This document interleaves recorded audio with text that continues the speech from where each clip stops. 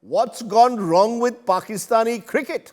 And that's the question I want to pose to Farishteh Aslam. She's a Pakistan journalist based in Karachi. And I'm also joined at this moment by nikhilnaz, our consulting sports editor, who is at the moment in Dubai on his way to Lahore.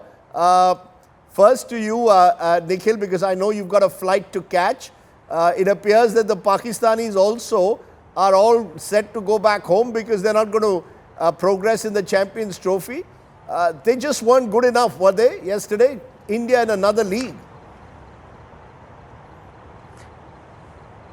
Absolutely right, Rajdeep. In fact, if you look at the two teams now, and this is something that even the staunchest of Pakistan supporters feared, that, they were hoping for a Pakistan win, but they were hoping against hope. And they knew at the back of their head that it's going to be a massive task for Pakistan to beat India.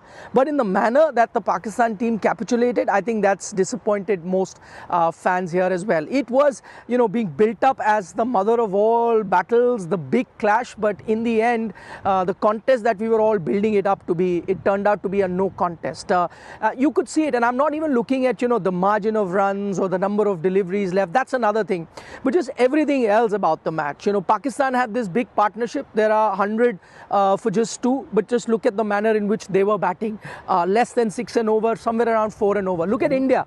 Cruising to victory, yet the batters that are coming to bat are ensuring that you're batting at 6+ and over. So it's not just about the margin of victory, Rajdeep, but even the mentality where one team has the fear of failure quite apparent, but the other team is not just playing to win, they're actually there to make a statement, and that's what the Indian team has done. So there is a big gulf, and as I said, this is something that people were fearing, and this could have been the last straw. I know every time they were hoping that, okay, Pakistan can turn a corner, maybe this time they'll upset the Indian team, but now pretty much every Pakistani fan that I've spoken to has conceded that there is no competition. As far as Indian fans are concerned, I spoke to a lot of them. They're saying this isn't even the rivalry that they really bother about. Those butterflies in the stomach that you would have, Indian fans would have in the 90s, right, 80s, early 2000s, they say no more butterflies. India, Australia, give us India, Australia any day.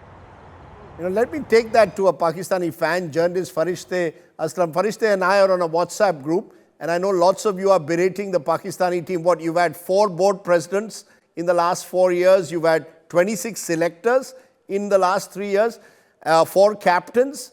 What's wrong with Pakistani cricket at the moment, Farishteh?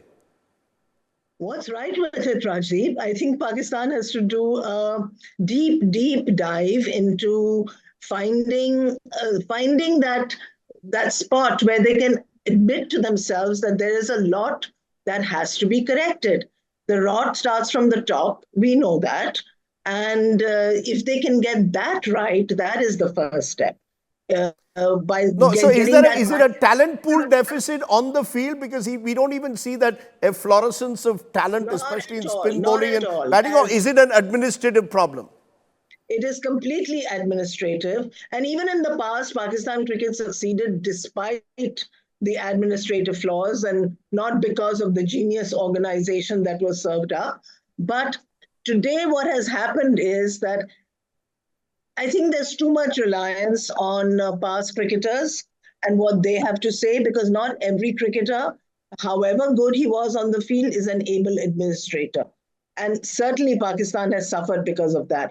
In rotation, everyone has been tried and nobody's come up trumps.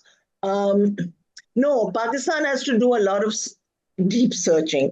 They need to figure out how cricket does not need to be handed over to bureaucrats. Bureaucrats, politicians know nothing about sport, and they need to take a leaf from global. I know India follows the politician route, but that's not quite the right thing to do on a sports field. So from what you're saying, Farishteh, the talent exists, but the politics and the bureaucrats have taken over the sport in a manner that talent is not allowed to flourish. Is that what you're saying? Look, as we said on that chat group, if you put this lot that's in charge right now, you put an 18-year-old Inzi in front of them, he can bat all day, they will not be able to recognize his genius. You put a 17-year-old Wasim Akram in front of them, and they'll say, "Ye kaun aa gaya? Isme to kuch bhi nahi hai." Because they just don't have it in them to recognize talent. You need sport needs to be managed by people who know sport, by people who understand players. And I think in Pakistan, there's none of that right now. And Pakistan is plus planning for the long term. I bet you now our next tournament, I think, is 6 months away. And nobody's planning for that right now. They start planning for it 1 month before. The grounds go into disrepair. Nobody's planning. I mean, this Champions Trophy was on the cards. Why were the grounds not ready till about 2 weeks ago? What Pakistan needs is a long-term view. I mean, every cricket team goes through it. I remember a time when Australia was so completely dependent on Alan Border. There was nobody else, but Alan Border batted them through. And they worked on their cricket. They worked on Shield cricket. They made things happen for themselves and gradually became the champions that they are. India, paucity of fast bowlers, set up MRF clinics, first in Chennai and then all across India. And look at the benefits of that. There is nothing like that happening in Pakistan.